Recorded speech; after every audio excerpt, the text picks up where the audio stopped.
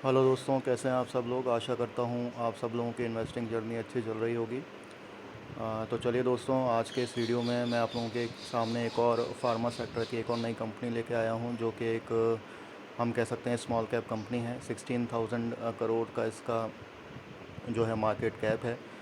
और बेसिकली ये जो कंपनी है ये एपीआईज़ में काम करती है, जिसको हम बोलते हैं एक्टिव फार्मास्यूटिकल इंग्रेडिएंट्स। तो ये क्या चीज़ होती है और फार्मास्यूटिकल सेक्टर में किस तरह की कंपनीज़ को हमें सेलेक्ट करना चाहिए, किस तरह की कंपनी हमें सेलेक्ट करनी चाहिए, किस तरह की कंपनी फार्मास्यूटिकल कंपनी में हमें क्या क्या चीज़ें देखनी चाहिए, तो वो भी मैं आपको इस वीडियो में बताऊंगा। तो बेसिकली दे फार्मास्यूटिकल कंपनीज़ में there are two kind of companies. एक तो वो होती हैं जो प्रोडक्ट्स डिज़ाइन करती हैं, लाइक सपोज सन फार्मा हो गई आपकी, ल्यूपिन हो गई, डॉक्टर रेड्डीज़ हो गई, फाइज़र हो गई। ये कंपनीज़ जो हैं प्रोडक्ट्स डिज़ाइन करती हैं, ये प्रोडक्ट्स बनाती हैं। और कुछ कंपनीज़ वो होती हैं जो कि एपीआईज़ बनाती हैं, जिसको हम एक्टिव फार्मास्यूटिकल इंग्रेडिएंट्स कहते हैं। तो बेसिकली एक रॉ मटेरियल होता है जो कि प्रोवाइड कराती हैं डिफरेंट डिफरेंट कंपनीज़ को। इस सेक्टर में जो कंपनीज़ हैं उसमें सबसे नंबर वन है डिविस लैब।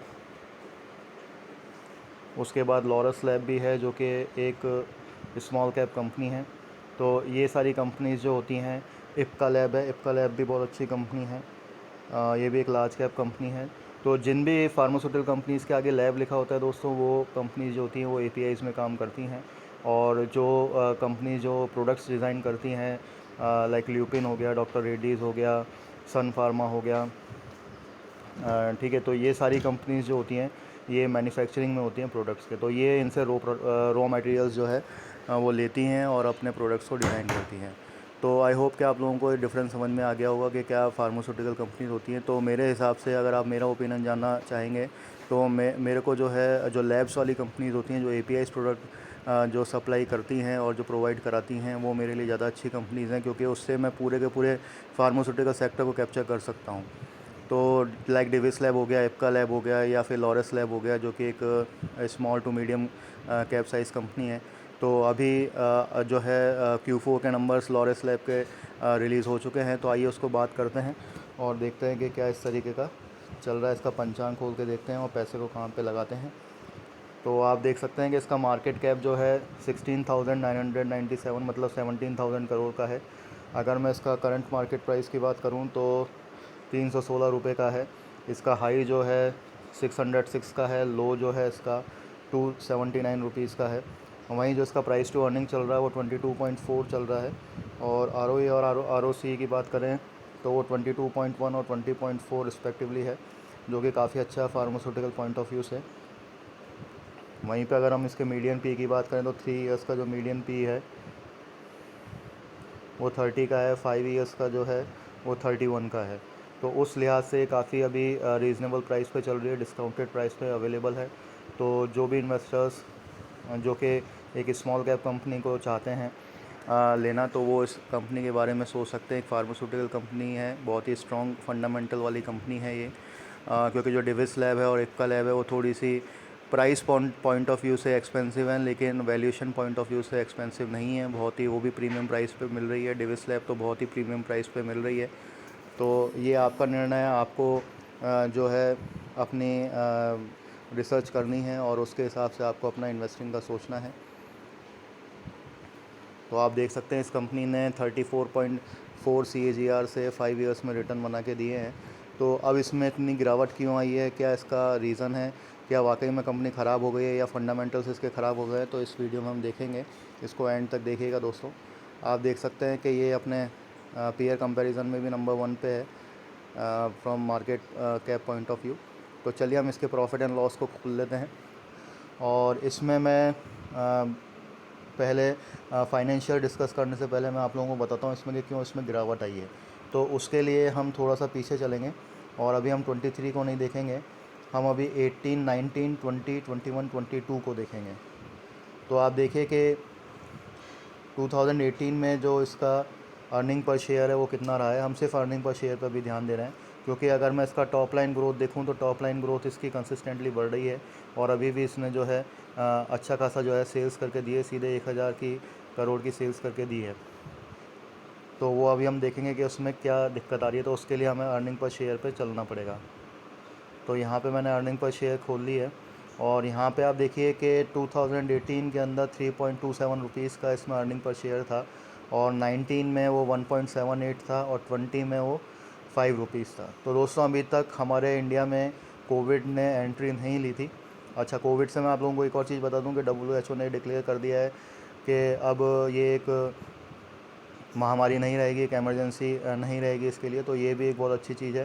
तो ऑल ओवर वर्ल्ड में अब कोविड से अब हमें ज़्यादा टेंशन लेने की ज़रूरत नहीं है, काफ़ी वैक्सीन आ चुकी है। इंडिया तो काफ़ी ज़्यादा वैक्सीनेटेड भी हो चुका है। तो ये भी एक पॉजिटिव साइन है मार्केट के लिए। अच्छा, अब जैसे ही मैंने कोविड की बात करी तो कोविड ने एंट्री ली थी मार्च 21 में। तो उस समय ही दवाइयों की काफ़ी एकदम जो थी प्रोडक्शन बढ़ गया था। तो आप देख सकते हैं कि मार्च 21 तक ही जो इसका EPS था वो एकदम जंप हुआ था 5 रुपीज़ से 17.82 रुपीज़। तो ये एक एक्चुअली एक तरह का आउटलायर है। एक इस तरह की जंप कभी भी देखी नहीं गई क्योंकि पहले कुछ कुछ रुपीज़ की जंप हो रही थी और एक साथ 17 रुपीज़ की जंप नहीं, मतलब अराउंड 18 रुपीज़ की जो जंप हुई वो बहुत ज़्यादा हुई थी। तो ये बेसिकली अगर हमें देखा है तो 12 रुपये की इसमें इंक्रीज़ देखने को मिली है जो कि एक्सेप्टेबल नहीं थी, लेकिन फिर भी मार्केट ने उसको एक्सेप्ट किया, इसने एस्टिमेट बीट किए और ये बहुत तेज़ी से भागा था मार्केट में। और इसका जो प्राइस था वो आप देख सकते हैं कि वो 700 के करीब इसका करंट मार्केट प्राइस पहुंच गया था।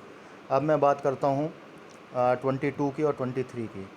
तो आप देख सकते हैं 22 में ये 13.96 आया। तो नेक्स्ट क्वार्टर में जो था ये एकदम से इसके अंदर गिरावट आई 4 रुपये की। ठीक है, तो इसी वजह से इसके अंदर इतना करेक्शन देखने को मिला, इसी वजह से इसके अंदर इतना डिक्लाइन देखने को मिला। हालांकि सेल्स के अंदर हम देखें कहीं पे कोई प्रॉब्लम नहीं थी। मार्जिन्स थोड़े से इफेक्ट हुए क्योंकि फार्मास्यूटिकल में मार्जिन्स भी आप देखिए कि 20 से 21 में 32 मतलब 12% मार्जिन इंक्रीज़ हुए थे, लेकिन वहीं पे फिर 5% की डिक्रीज़ हुई और फिर अभी 1% का इसमें मार्जिन में प्रेशर देखने को मिल रहा है।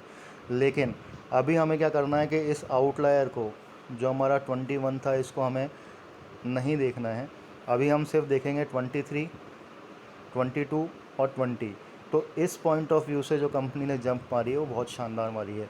अगर मैं इसको 2020 से कंपेयर करूं जब कोविड नहीं था, उससे लेके अब तक जो इसका अर्निंग पर शेयर है बहुत शानदार इंक्रीज़ हुआ है, क्योंकि अब इस वाले अर्निंग पर शेयर के अंदर कोविड का कोई इफ़ेक्ट नहीं है।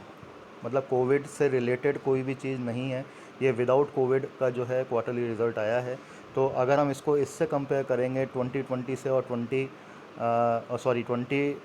से 23 से, हमें खाली 2020 को 23 से करना है और 22 को 23 से करना है। तो इन दोनों ही उसमें जो है हमें ग्रोथ देखने को मिल रही है।